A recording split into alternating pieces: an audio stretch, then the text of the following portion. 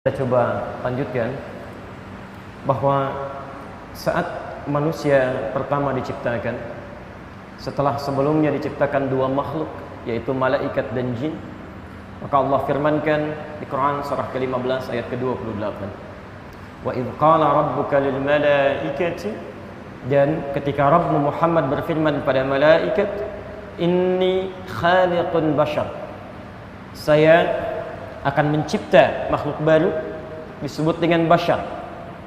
Disebutkan di Quran 35 kali dalam bentuk tunggalnya. Nanti manusia disebutkan dengan 5 nama, kadang disebut dengan bashar 35 kali disebutkan, kadang disebut dengan ins bersanding dengan jin 18 kali disebutkan dalam Al-Quran, kadang disebut dengan insan 65 kali disebutkan dalam Al-Quran di 63 ayat berbeda, kadang disebutkan dalam bentuk jama' an-nas 241 kali disebutkan dalam Al-Quran, kadang disebut dengan Bani Adam atau Dzurriyyah Adam disebutkan 7 kali dalam Al-Quran. Nama pertama yang disebut dengan nama bashar. Saat Allah menciptakan makhluk ini, itu tidak ada masalah. Malaikat tidak mempertanyakan, jin juga tidak keberatan. Tidak ada persoalan di sini. Yang jadi kemudian pembahasan kita, ketika makhluk bashar ini yang selanjutnya diberi nama dengan Adam diperkenalkan oleh Allah Subhanahu wa taala fungsinya dalam kehidupan. Anda mesti bedakan, ada penciptaan, ada penjelasan fungsi dari penciptaan.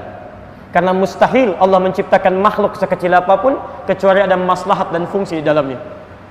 Maka saat Allah menerangkan tujuan penciptaan makhluk ini, disebutkan kemudian dalam Al-Quran, dipindahkan ayatnya. Quran surah kedua Al-Baqarah ayat ke-30, posisi paling kiri sebelah atas. Perhatikan kalimatnya, awalnya sama persis dengan Al-Hijr ayat ke-28. Di Al-Hijr ayat ke-28 berbunyi, wa idh qala rabbuka lil malaika. Di Al-Baqarah ayat 30 bunyinya sama, wa idh qala rabbuka lil malaika. Tapi selanjutnya ini yang menjadi perbedaan. Di Al-Hijr disebutkan inni khaliqun bashara, saya ciptakan makhluk baru namanya bashar. Di Al-Baqarah ayat 30 dijelaskan fungsinya, inni ja'ilun fil ardi khalifah, saya akan jadikan makhluk yang telah saya ciptakan ini sebagai khalifah di muka bumi. Teman-teman tolong bedakan kalimat di sini, ada khalaqa, ada ja'ala, itu berbeda. Kalau saya katakan misal khaliqal qalam, pulpen ini dibuat, pena diciptakan, dibuat dengan kata khalaqa misal, tapi belum dijelaskan apa fungsinya. Maka ketika saya akan terangkan fungsinya, berubah kalimatnya dari khalaqa menjadi ja'ala. Tayyib, apa fungsinya spidol? Belum tentu. Kalau saya katakan ini untuk melontar orang yang ngantuk misalnya ya. Saya katakan inni ja'ilul qalam ramyan lin nu'as, saya jadikan spidol yang sudah ada ini untuk mengingatkan yang sedang mengantuk. Ja'il. Di sini mulai ada persoalan. Tayyib. Karena waktu kita sangat terbatas, saya agak sedikit singkatkan persoalannya. Ketika Allah sudah memilih Adam sebagai khalifah, bukan malaikat, makhluk yang tercipta sebelumnya, bukan juga jin, makhluk yang telah ada sebelumnya, kemudian dijelaskan oleh Allah dengan segala fungsi dan keistimewaannya secara singkat, maka dimintakanlah dua makhluk tadi, malaikat dan jin, untuk hormat kepada Adam, makhluk yang ditugaskan oleh Allah untuk mengemban misi sebagai khalifah ini. Quran surah kedua ayat 34. Perhatikan kalimatnya, wa idh qulna lil malaikati isjudu fasajadu, ketika kami perintahkan kepada kalangan malaikat dan jin ya, tolong fokus di sini ya. Ini dalam ilmu balaghah ya, salah satu rumusnya menggunakan pola dzikrul ba'dhi yuradu bihil kullu. Dalam bahasa Indonesia disebut dengan metode synecdoche pars pro toto. Disebutkan sebagian tapi yang dimaksudkan keseluruhan. Jadi saat Allah perkenalkan Adam, ini ada malaikat, ada jin. Tapi ketika Allah sampaikan tentang misi penciptaannya, kemudian diperintahkan untuk sujud, disebutkan sebagian dari kalangan malaikat dan jin ini, tapi dimaksudkan untuk keseluruhannya. Seperti saya katakan begini misal, maaf, ikhwan sekalian, antum mesti bertakwa kepada Allah Subhanahu wa taala. Padahal yang hadir di masjid ini bukan cuma ikhwan, akhwat juga ada. Apakah kalimat saya berlaku hanya untuk laki-laki saja atau perempuan juga ikut di sini? termasuk perempuan ikut di dalam kalimat ini. Maka ketika Allah katakan wa idz qulna lil malaikati isjudu li Adam, kami firmankan kepada para malaikat termasuk jin di sini untuk sujud kepada Adam sebagai penghormatan. Bukan sujud penghambaan, bukan sujudnya yang penting karena perintah Allah yang dimaksudkan di sini. Tapi yang menarik di sini kita lanjutkan, fasajadu, semuanya sujud. Illa iblis, kecuali iblis. Illa iblis, kecuali iblis. Mulai muncul nama baru di sini. Coba perhatikan. Tadi makhluknya kan ada 3 ya. Makhluknya ada 3. Satu apa? Malaikat. Kedua, jin. Ketiga, Adam, bashar. Ketika semua diperintahkan sujud kepada bashar, kepada Adam, malaikat dan jin, kata Allah semua sujud. Kecuali satu makhluk. Disebutkan langsung oleh Allah dalam Al-Quran, iblis. Pertanyaannya, siapa makhluk ini? Karena yang disebutkan tadi cuma jin dan malaikat. Ini makhluk baru, siapa ini? Apakah dia makhluk yang baru kemudian tidak mau sujud? Atau jangan-jangan termasuk bagian dari malaikat atau jin yang tadi disebutkan? Untuk itulah kita teruskan kemudian keterangan Qurannya. Quran surah ke-18 Al-Kahf ayat ke-50. Posisi paling kanan di pertengahan. Perhatikan indahnya bahasa Al-Quran. Yang satu ditafsirkan dengan yang lain lagi dengan kalimat pembuka yang sama. Di Al-Baqarah ayat 34 dibuka dengan wa idz qulna lil malaikati isjudu li Adam. Di Quran surah 18 Al-Kahf ayat ke-50 dibuka dengan kalimat yang sama. Wa idz qulna lil malaikati isjudu li Adam fasajadu illa iblis, kecuali iblis. Siapa iblis ini? Diteruskan kalimatnya. Kana minal jinni fafasaqa an amri rabbih. Lihat kalimatnya, tolong garis bawahi. Kana minal jinni fafasaqa an amri rabbih. Ada 2 kalimat di sini. Yang pertama menerangkan asal usul iblis ini. Yang kedua menerangkan tentang aktivitasnya sebelum menjadi iblis. Tolong garis bawah ini. Ya. Lihat kalimatnya. Kana minal jinni. Iblis itu bukan makhluk baru, tapi termasuk kalangan jin. Jadi ada malaikat, ada jin, dimintakan sujud kepada Adam, semua sujud, kecuali satu yang enggan bersujud kepada Adam. Siapa dia? Iblis. Siapa iblis ini? Bukan makhluk baru kata Quran. Kana minal jin. Dia termasuk kalangan jin. Menggunakan huruf min di sini menunjuk kepada makna at-tab'id. Sebagian dari jin, bukan semua jinnya. Jadi ada satu makhluk dari kalangan jin yang tidak mau sujud kepada Adam atas perintah Allah Subhanahu wa taala. Saat dia enggan bersujud itu, seketika kalimatnya dirubah oleh Allah. Namanya langsung dirubah oleh Allah dari jin menjadi iblis. Allahu Akbar. Nanti kita terangkan menurut pendapat ulama kenapa disebut dengan iblis. Tapi yang ingin saya sampaikan, ini yang paling menarik. Fafasaqa an amri rabbi. Dia fasik, menyimpang dari perintah Allah Subhanahu wa taala. Fafasaqa. Teman-teman sekalian, tidak disebutkan kalimat fasak dalam Al-Qur'an. Yang orangnya makhluknya disebut dengan fasik kecuali lawan dari kalimat ta'ah, taat. Jadi ada taat, ada fasik. Kalau saya tuliskan misal, bismillah. Saya coba balikan sejenak untuk memberikan kemudahan dalam gambaran pemahaman kita. Perhatikan pelan-pelan ya. Tadi Quran menyebutkan makhluknya mendapatkan nama baru dari Allah disebut dengan iblis. Asalnya dari jin, bukan malaikat. Bukan makhluk baru, bukan dari malaikat, tapi dari kalangan jin. Tapi tidak semua jin. Perhatikan. Fafasaqa an amri rabbi. Jin yang punya sifat fasak. Perbuatannya disebut dengan fasak. Makhluknya disebut dengan fasik.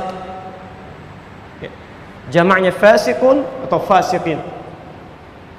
Tidak disebutkan kalimat fasak, fasik dalam Al-Quran, termasuk dalam hadis, kecuali lawan, diddun, lawan dari kalimat ta'ah, taat kepada Allah Subhanahu wa taala. Seakan-akan Quran ingin menyampaikan pesan kepada kita. Makhluk ini sebelum disebut iblis oleh Allah Subhanahu wa taala, dia termasuk dari kalangan jin yang taat kepada Allah Subhanahu wa taala. Hanya ketika menyimpang dari perintah Allah, berubah kemudian sifatnya menjadi fasaq, makhluknya disebut dengan fasik, bahkan berubah nama menjadi iblis. Perhatikan keterangan Al-Fayyumi dalam kitabnya Al-Misbahul Munir, halaman ke-42 sampai dengan 43. 42 posisi paling kiri sebelah bawah sampai ke 43 posisi paling kanan sebelah atas. Al-Fayyumi menurunkan kata iblis ini dalam turunan kata bahasa Arab, walaupun di akhirnya punya kesimpulan yang sangat menarik. Beliau mencantumkan dalam pembahasan huruf ba, lam, kemudian sin. Balasa. Ini menarik ini ya. Ada labisa, ada balasa, itu berbeda. Beliau turunkan kata iblis ini dari kata balasa, bam, ba, lam, kemudian sin. Kata beliau, balasa tidak disebutkan dalam bahasa Arab kecuali mengandung 3 arti. Yang pertama al-masah. Masah. Al-mashu. Yang kedua as-sukut. Dan yang ketiga al-ya'su. Keterputus asaan. Al-ya'su. Tapi yang paling menarik, lihat makna yang pertama ini. Akar katanya dari kata balasa, makhluk yang melekat sifat balasa ini pada dirinya dinamakan dengan kalimat iblis. Kenapa disebut dengan iblis? Lihat turunan katanya. Berasal dari kata balasa, kata Al-Fayyumi, mengandung arti al-mashu, sesuatu yang hilang, terhapus. Jadi kalau saya tuliskan di sini ada kalimat, lalu saya hapuskan seperti ini misalnya, ya, misal saya hapuskan begini, masih tersisa tulisannya, masih ada hurufnya, hilang sama sekali. Perhatikan teman-teman sekalian, perhatikan maknanya.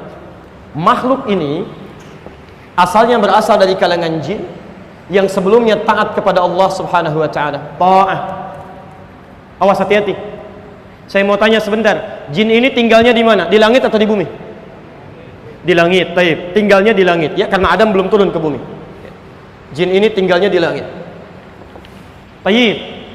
Di langit dengan di bumi, perbedaan waktunya berapa lama? Seharinya yang di langit berapa lama di bumi? 1000 tahun. Tahu dari mana? Quran surah ke-32 ayat yang kelima, kan? Posisi paling kanan di pertengahan. Fi yaumin kana miqdaruhu alf sanati mimma ta'uddun. Seharinya sama dengan 1000 tahun dalam hitungan Anda. Jadi kalau saya mau sampaikan, kalau makhluk ini beribadah di alam langit cuma 1 hari saja dalam hitungan langit, itu sama nilainya dengan ibadah taat 1000 tahun dalam urusan dunia, dalam hitungan dunia. Jadi kalau makhluk jin ini pernah ibadah dalam sehari saja di langit, itu artinya sama dengan dia ibadah 1000 tahun ukurannya di muka bumi. Tapi ketika dia berbuat menyimpang dari ketentuan Allah, fasik dia, tidak mau taat kepada ketentuan Allah. Bahkan yang paling menarik, Quran surah ke-7 ayat 12 sampai ayat ke-13 ya. Mudah bagi Allah mengatakan, kamu sombong ya, kamu enggan untuk sujud ya. Tapi ternyata dengan hikmah Allah Subhanahu wa taala diperdengarkan di lisan makhluk ini supaya diketahui oleh kita apa yang menjadikan dia menyimpang dari ketaatan kepada Allah. Lihat kalimatnya, ma mana'aka alla tasjuda idh amartuk. Hei jin, hei yang telah saya ciptakan kamu. Lihat kalimatnya, kenapa kamu sulit untuk bersujud kepada Adam ketika saya perintahkan kepadamu? Jadi Allah ingin menegaskan dalam kalimat ini, yang penting itu bukan sujudnya kepada Adam. Saya nggak butuh dengan itu. Saya nggak butuh dengan sujud kamu. Yang penting itu ini sedang saya perintahkan. Kenapa kamu tidak taat dengan saya? Termasuk kalimat sholat. Kita diminta sholat, antum sujud kepada Allah dalam sholat. Kita nggak butuh dengan itu. Allah nggak butuh dengan itu semua. Allah tidak butuh dengan sholat kita. Semuka langit dan bumi tidak sujud kepada Allah, tidak akan menurunkan status Allah sebagai Tuhan. Tetap Rabb, tidak akan mengurangi keagungannya Azza wa Jal ya. Tapi ini ujian ketaatan kita kepada Allah Subhanahu wa ta'ala. Taat tidak dengan perintah Allah ya. Lihat kalimatnya, saya minta kamu sujud kepada Adam bukan karena Adam yang penting, tapi ini perintah saya. Apa jawab makhluk ini? Lihat kalimatnya, ana khairum minhu khalaqtani min narin wa khalaqtahu min tin. Saya lebih hebat dibandingkan dengan dia. Saya lebih hebat dibandingkan dengan dia. Perhatikan cuma satu kalimat, saya lebih hebat dibandingkan dengan dia. Engkau ciptakan saya dari api, sedangkan dia engkau ciptakan dari tanah. Tidak pada levelnya, yang unggul mesti hormat kepada yang lebih rendah. Satu kalimat ini keluar di lisan makhluk ini dirubah namanya oleh Allah Subhanahu wa taala menjadi iblis dan terhapus nilai ketaatannya dalam pandangan Allah Subhanahu wa taala. Jadi kalau ada makhluk yang ukuran dunianya misal saja beribadah sudah 1000 tahun misal, kalau ukuran akhirat cuma sehari saja, kemudian bersikap sombong dengan satu kalimat saja, tidak taat kepada Allah Subhanahu wa taala, maka tidak bernilai seluruh amalannya di hadapan Allah Subhanahu wa taala. Ini pesan pertama yang ingin disebutkan dalam penamaan ini. Maka antum yang hidup di dunia ini, yang mohon maaf, barangkali dalam kehidupan kita beramal tidak sampai pada kisaran waktu ini. Ada di antara antum yang pernah berzikir selama 1000 tahun? Ada yang pernah sholat selama 1000 tahun? Ada yang pernah baca Al-Quran selama 1000 tahun? Jadi iblis saja yang cuma dengan kalimat keluar dari ketaatan kepada Allah, ini tidak bernilai dalam pandangan Allah Subhanahu wa taala. Maka bagaimana dengan antum yang amalannya tidak seimbang, tidak sama waktunya dengan amalan makhluk ini, kemudian merasa sombong dalam kehidupannya, sombong dengan ilmunya, sombong dengan hartanya, sombong dengan kedudukannya? Demi Allah, Allah sudah turunkan iblis sebagai model makhluk paling buruk di mata Allah Subhanahu wa taala. Maka jangan sampai antum mengikuti jejaknya, ini yang paling bahaya. Paham sampai sini? Baik. Jadi pertama, kita temukan sekarang kalimat ini, makhluk yang pertama. Kenapa disebut dengan iblis? Ingin menunjukkan kesan kepada kita bahwa ada makhluk baru diberikan dengan satu nama untuk menunjukkan kesan bahwa jangan sampai ketika Allah berikan tugas kepada kita untuk beribadah, kita menyimpang dari ketaatan Allah kepada Allah Subhanahu wa taala. Karena resikonya seluruh amalan kita akan terhapus dalam pandangan Allah Subhanahu wa taala.